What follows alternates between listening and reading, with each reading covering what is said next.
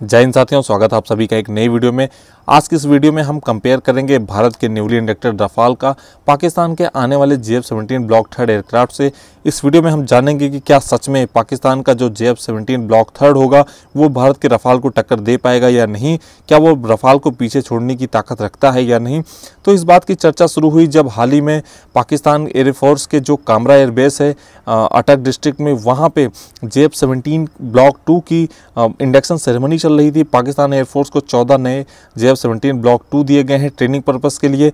उसकी induction ceremony के दौरान पाकिस्तानी एयरफोर्स के जो स्पोक्स पर्सन हैं एयर कोमोडोर अहमद रजा, उन्होंने ये क्लेम कर दिया कि जो JF-17 ब्लॉक थर्ड होगा, जो आने वाला फाइटर होगा, वो इंडिया के रफाल से भी बेहतरीन होगा और वो इंडिया के रफाल को टक्कर दे पाएगा। उसके बाद से पूरी दुनिया में ये चर्चा चलने लगी, खासकर इंडियन सब कॉन्टिनेंट में, कि क्या सच में JF-17 ब्लॉक थर्ड इंडिया के रफाल को टक्कर दे सकता है या नहीं। तो सबसे पहले जान लेते हैं कि आखिर JF-17 है क्या। तो JF-17 एक light weight low cost single engine multi role fighter aircraft है। मल्टी रोल से मतलब ये है कि it can be used for ground attack, area reconnaissance और बहुत सारी चीज़ों के लिए इसका इस्तेमाल किया जा सकता है। ये प्रोडक्ट है collaboration of PAC the Pakistani aeronautical complex and the CAC Chengdu aircraft corporation of China. इन दोनों ने मिलके इस एयरक्राफ्ट को डेवलप किया था।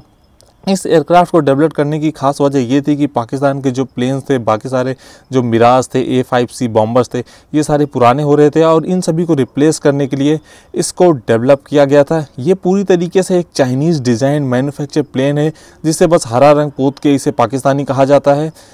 तो अब हम तुलना करें अगर इस प्लेन की इंडिया के रफाल से, तो ये कहीं भी नहीं टिकता है।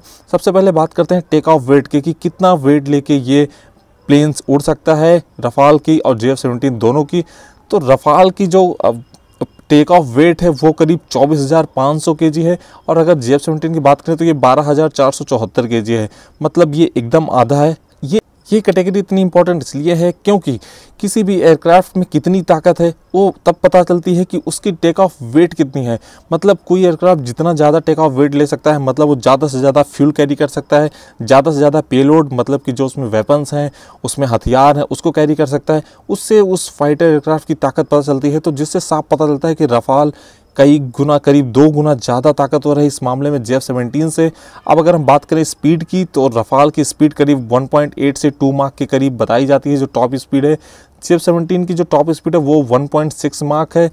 अगर हम बात करें रेंज की, तो रफाल की जो रेंज है वो एक बार फ्यूलिंग करने के बाद ये करीब 3,700 किलोमीटर तक जाती है और JF-17 का करीब 2,037 किलोमीटर है। मतलब ये एकदम रफाल की जो रेंज है वो 2 टाइम्स है। और सबसे बड़ी बात यह है कि रफाल को एयर टू एयर रिफ्यूलिंग भी किया जा सकता है, मतलब कि इसकी रेंज बढ़ाई भी जा सकती है।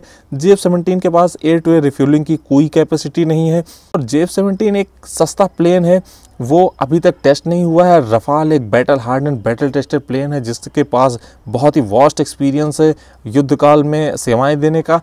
अब मैं 4 पॉइंट्स में समझाऊंगा कि क्यों JF-17 ब्लॉक 3 का कोई मैच नहीं होने वाला रफाल से। वो ये, पहला point, JF-17 is only assembled in Pakistan, means इसकी सिर्फ असेंबलिंग होती है पाकिस्तान में। इसकी जो मैन्युफैक्चरिंग है, डिज़ाइन, वो पूरी तरीके से चाइनीज़ है।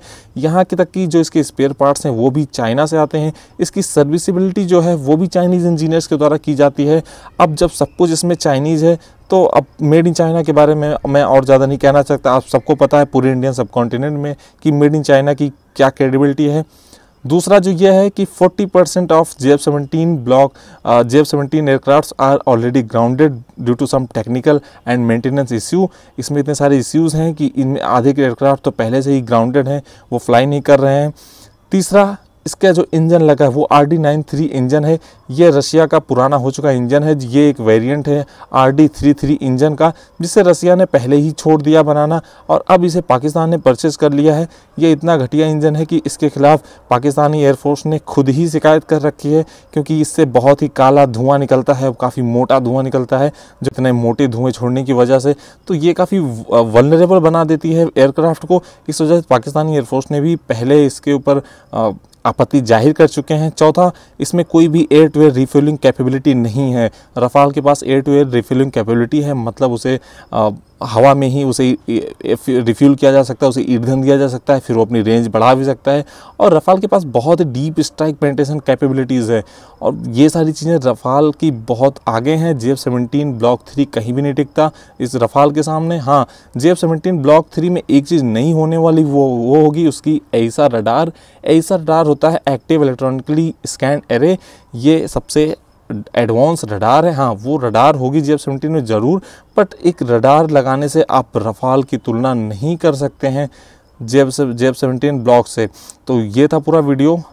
तो मेरे हिसाब से JF-17 का अभी तक रफ़ाल से कोई तुलना नहीं। JF-17 छोड़ दीजिए, अभी तो J-20 ही रफ़ाल से तुलना नहीं कर सकता, क्योंकि J-20 5th जनरेशन ज़रूर है, लेकिन उसका कोई अभी तक बैटल टेस्ट हुआ नहीं है। अभी तक किसी ने उसकी परफॉर्मेंस कैपेबिलिटी देखी नहीं है। तो इन practical terms neither JF-17 nor J-20 has any match to Indian Rafale.